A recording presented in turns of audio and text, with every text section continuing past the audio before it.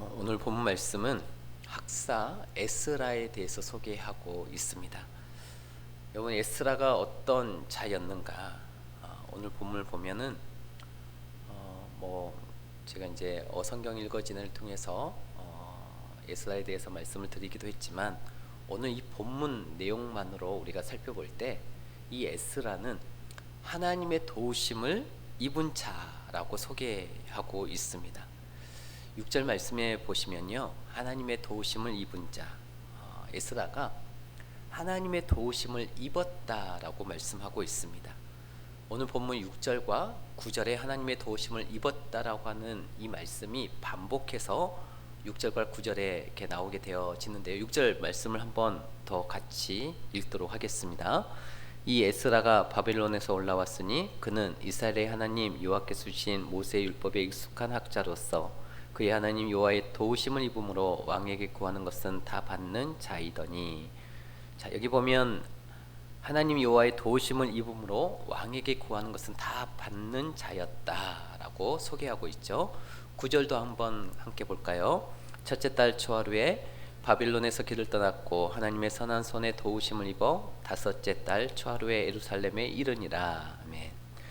바벨론에서 떠나서 이제 에스라가 여러분 아시다시피 2차 귀환을 앞에서 주도하고 2차 귀향단을 데리고 바벨론 떠나서 예루살렘으로 오게 한 사람이었죠. 첫째 달 초하루에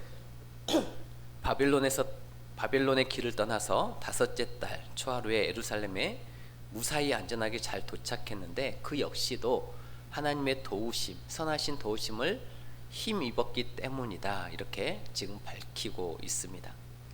우리가 앞선 6절에서는 에스라가 왕에게 구하는 것은 다 받았다라고 기록이 되어 있는데, 그렇다면 우리는 성경의 원리를 좀 찾아야 되겠죠. 왜 하나님의 도우심을 받게 되었는가? 성경은 왜 그런 놀라운 일이 일어났는지를 우리에게 말씀하고 있습니다. 그의 하나님 여호와의 도우심을 입음으로 이렇게 밝히고 있죠. 왕에게 구하는 것을 다 받게 되었고, 또 바벨론 떠나 예루살렘으로 도착하기까지 하나님의 손이 그들을 도왔다라고 말씀하고 있습니다. 하나님이 에스라를 도우시자 아닥사스다 왕도 에스라를 도왔음을 믿으시기를 바랍니다. 우리가 여기서 한 가지 알 수 있는 사실, 하나님이 나를 도와주셔야, 여러분, 이 아닥사스는 이방인이지 않습니까? 하나님이 나를 도와주셔야 주위 사람들도 나를 돕는다는 것입니다. 아멘이 되십니까? 하나님의 도우심이 있어야 우리 주위에 있는 사람이 또 나를 도울 수 있다라는 것이죠. 그러니까 아닥사스다 왕이 전폭적으로 에스라를 도와주었던 이유는 하나님께서 에스라를 도와주시고 밀어주셨기 때문이다. 하나님이 도우셔야 사람도 돕는다라는 것이죠. 여러분, 이것을 반대로 적용하면 어떻게 되죠? 하나님이 나를 돕지 않으시면 주위 사람도 나를 돕지 않는다, 그렇게 말이 되어집니다.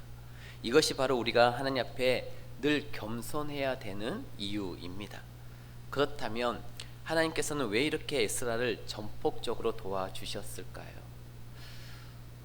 여러분, 우리가 인생을 살아가면서도 하나님의 도우심이 순간순간 있었음을 우리가 고백하고 있지 않습니까? 저도 말씀을 통하여서, 설교를 통하여서 저의 옛날에 하나님의 함께하심, 하나님의 도우심이 주위에 있는 사람들 통하여서 그 도우심을 받은 그런 내용들을, 간증들을 종종 하곤 했습니다. 하나님께서 왜 이렇게 에스라를 전폭적으로 도와주셨는가라는 것이죠. 우리가 이 에스라, 참 부럽다, 이렇게 하나님의 도우심을 입은 거, 이런 거를 부러워만 할 게 아니라 이유가 있다라는 것이죠. 하나님께서 에스라를 도우신 이유가, 여러분, 이유 없이 하나님께서 그냥 전폭적으로 도와주시지 않습니다. 왜 에스라를 하나님께서 전폭적으로 도와주시는가? 첫 번째 이유는요, 에스라가 하나님이 기뻐하시는 선한 뜻을 세웠기 때문입니다. 하나님의 나라, 먼저 그의 나라와 그를 구하라. 여러분, 에스라가 하나님의 선하신 뜻을, 기뻐하시는 뜻을 세웠다라는 것이죠. 하나님은 하나님이 기뻐하시는 선한 뜻을 세우는 자를 도와주심을 믿으시기 바랍니다. 오늘 본문 10절 말씀을 보십시오. 10절 말씀에 보시면 9절까지 하나님이 계속 이 에스라를 도우셨다는 말씀이 나오고 10절 말씀을 우리 한번 같이 읽을까요? 10절 말씀 함께 읽겠습니다. 에스라가 여호와 율법을 연구하여 준행하며 율례와 규례를 이스라엘에게 가르치기로 결심하였었더라. 아멘. 에스라가 뭘 결심하였다고요? 예루살렘에 가서 이스라엘 백성들에게 뭘 가르치기로? 여호와의 율법을, 하나님의 말씀을 내가 하나님의 백성들에게 가르쳐야 되겠다, 이렇게 결심한 거예요. 이것이 하나님의 마음에 딱 맞았던 것이죠. 너무 하나님을 기쁘시게 해드린 거예요. 여러분, 이게 우리의 모든 백성들, 하나님의 백성들의 사명이지 않습니까? 스룹바벨을 통해서 눈에 보이는 성전은 세워졌지만 정작 그들의 믿음은 말씀으로 건축이 아직 안 되었던 거죠. 이들에게 겉으로 보이는 성전은 세워졌으나 그 안에 영적인 성전은 아직 세워지지 않았던 것입니다. 그러니까 에스라가 기가 막히게 하나님의 마음을 읽어내서, 하나님, 이제 제가 2차 귀한 자들을 데리고 가서 이스라엘 백성들에게 말씀을 가르치겠습니다, 결심한 거예요. 이렇게 하나님이 기뻐하시는 뜻을 세우자 하나님께서는 더 힘있게 에스라를 전폭적으로 돕기 시작하였고, 그 결과 아닥사스다 왕도 에스라를 적극적으로 도왔음을 믿으시기 바랍니다. 하나님은 하나님의 말씀과 또 하나님의 백성 생명을 살리는 일에 또 그렇게 결심하는 자에게 하나님의 도우심이 있음을 믿으시기 바랍니다. 그러므로 우리도 에스라처럼 하나님의 크신 도우심을 우리가 경험하기를 원한다면 에스라를 그냥 막연하게 부러워만 하고 있을 것이 아니라 에스라처럼 뭘 먼저 세워야 돼요? 하나님께서 기뻐하시는 뜻을 세워야 될 줄 믿습니다. 우리가 하나님이 기뻐하시는 뜻을 세워야죠. 하나님이 기뻐하시는 일, 하나님께서 슬퍼하시는 일을 세우는 게 아니라 하나님께서 기뻐하시는 일을, 뜻을 세워야 하는 것입니다. 에스라처럼 하나님의 마음에 딱 맞는 하나님의 그 가려운 부분을 긁어드릴 수 있는 그 선한 뜻을 우리가 세워야 할 것입니다. 여러분, 연말인 지금 딱 그럴 때이지 않겠습니까? 계획을 세우고 뜻을 세우는 그런 시기가 연말입니다. 물론 우리가 1년 365일 계속해서 선한 뜻과 계획을 세워야 하지만 그래도 1년 365일 12달 중에서 하나님이 가장 기뻐하시는 선한 뜻을 집중적으로 우리가 기도하며 세워야 할 시기가 저는 이 연말인 줄 믿습니다. 그러면 우리가 내년 계획을 세울 때, 한 해를 돌아보고 또 내년 계획을 세울 때 우리가 어떻게 계획을 세워야 하는가? 내 마음대로, 내 기분 내키는 대로, 내 욕심대로, 어떤 내 개똥 철학대로 계획을 세워서는 안 되고 정말 하나님의 말씀 안에서 하나님이 기뻐하시는 계획을 세워야 하는 것이죠. 그래야 하나님의 도우심이 우리의 삶 가운데 풍성히 임하고 우리들의 가정 가운데 풍성히 임하고 우리 교회 가운데 풍성하게 임하게 될 줄 믿습니다. 여러분, 하나님께서 에스라를 도우셨던 또 하나의 이유는 에스라가 간절히 기도로 하나님을 의지하는 자였기 때문이었습니다. 우리가 앞서 본 구절에서 하나님의 선한 손에 도우심을 입어서 다섯째 달 초하루에 이제 예루살렘에 이르렀다, 구절에서 그렇게 나왔잖아요. 이제 결국 2차 귀환을 했다는 말인데, 여러분, 바벨론에서부터 예루살렘까지 직선거리로 대략 그 거리가 어느 정도 되냐면 직선거리예요. 도로의 거리가 아니라 직선거리로, 이렇게 구불구불한 도로길이 아니라 그냥 직선 도로로 바벨론에서 예루살렘까지 약 900km 정도 됩니다. 직선 도로로 하게 되어지면 약 1500km입니다.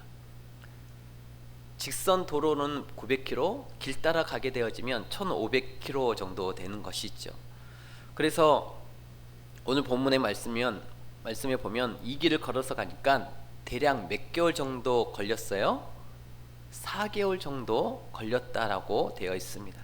여러분, 이 4개월 정도가 걸리는 굉장히 먼 길인데, 이 길은 그냥 험하고 먼 정도가 아니라, 우리가 전에도 말씀드렸지만, 지난 오후 예배 시간에도 말씀드렸지만, 약탈과 살인을 일삼는 이 도적대들이 출몰이 굉장히 잦은 너무 위험한 길이었습니다.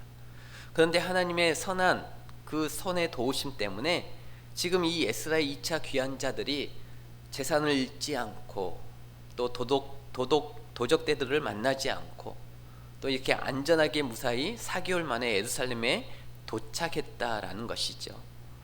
이게 9절의 내용이었습니다. 우리가 지금 이 본문 말씀 9절 말씀만 보면은 그냥 하나님께서 일방적으로 도와주신 것처럼 보이지만 사실 그렇지 않습니다.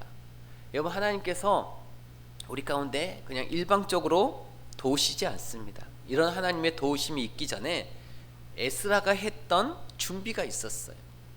에스라가 하나님의 도우심을 받기 전에 에스라가 어떤 준비가 있었느냐, 이걸 우리가 자세히 보지 않으면 그냥 하나님이 도우셨나 보다 하고 넘어갈 수 있는 본문이지만, 사실 그 하나님의 도우심이 있기 전에 에스라가 먼저 했던 일이 다음 장인 8장에 소개되어 있습니다.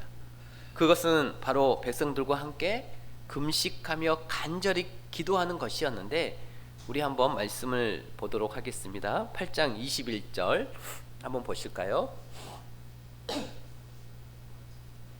8장 21절에 보시면은 이 에스라가 예루살렘으로 출발하기 전에 했던 준비의 내용이 나와 있습니다. 8장 21절 같이 읽겠습니다.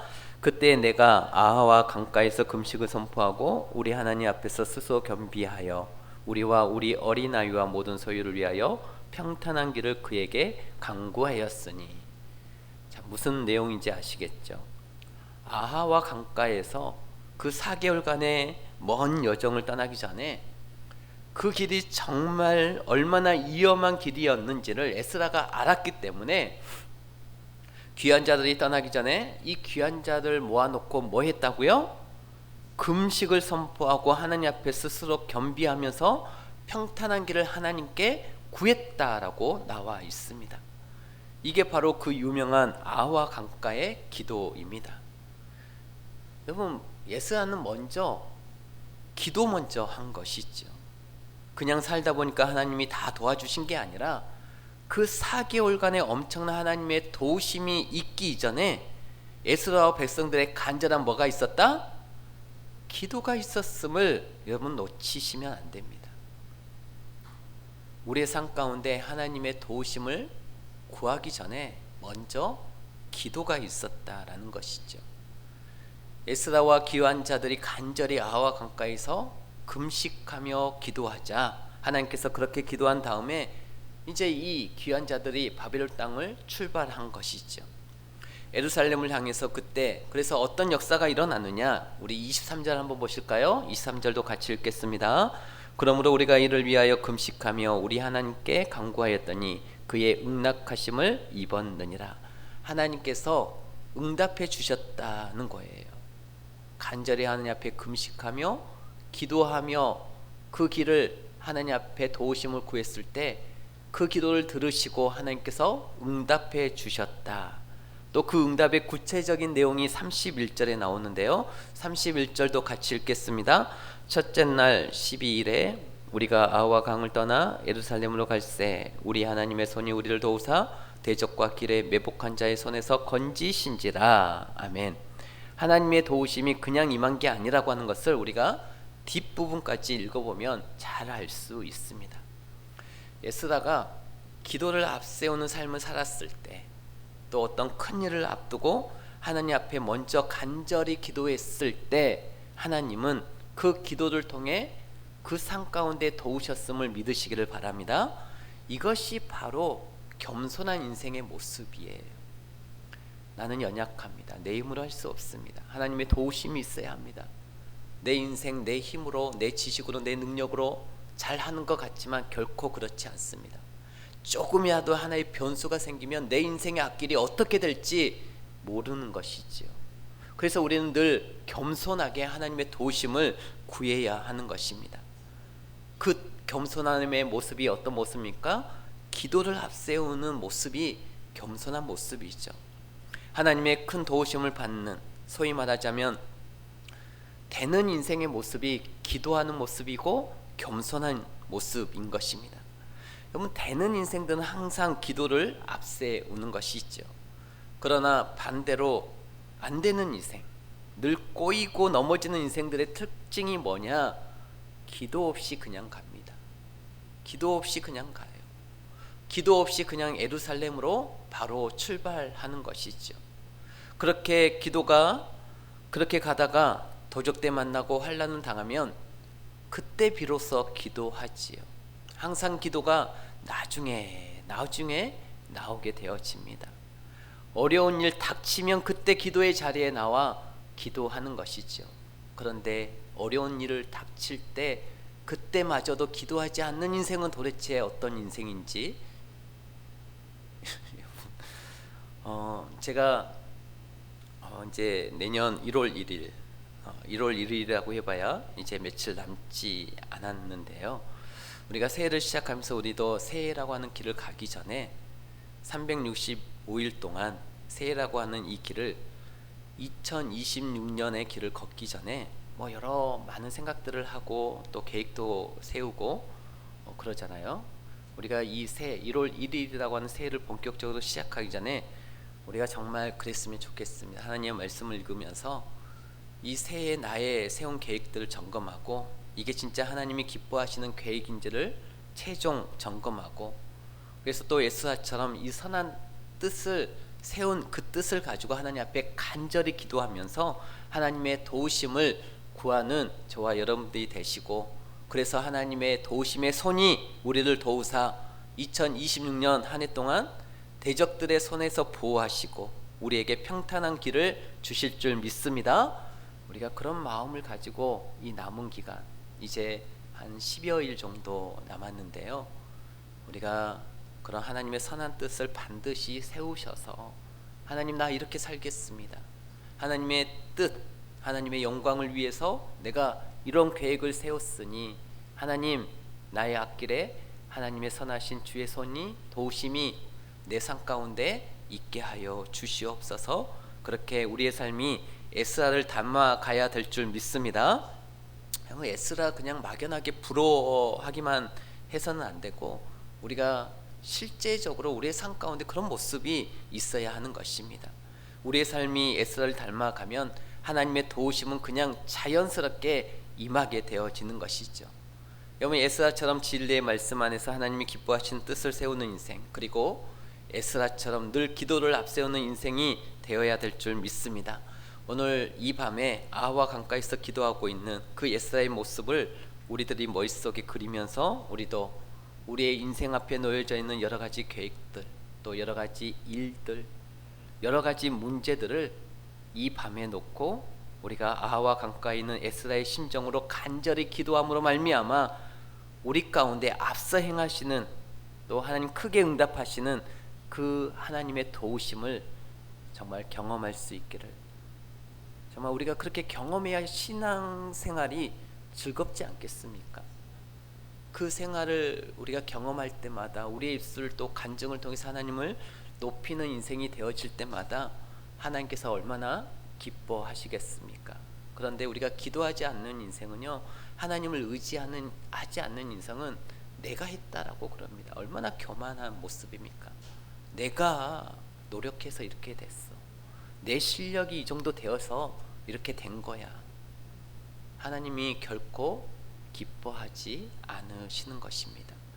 우리가 하나님 안에서 그분을 온전히 의지하고 내 삶 가운데 하나님 앞에 우리의 삶을 더욱더 맡기고 그분을 의지함으로 우리의 삶에 하나님의 도우심, 그 선하신 손이 우리 가운데 임하여지기를 주의 이름으로 다시 한번 축복합니다.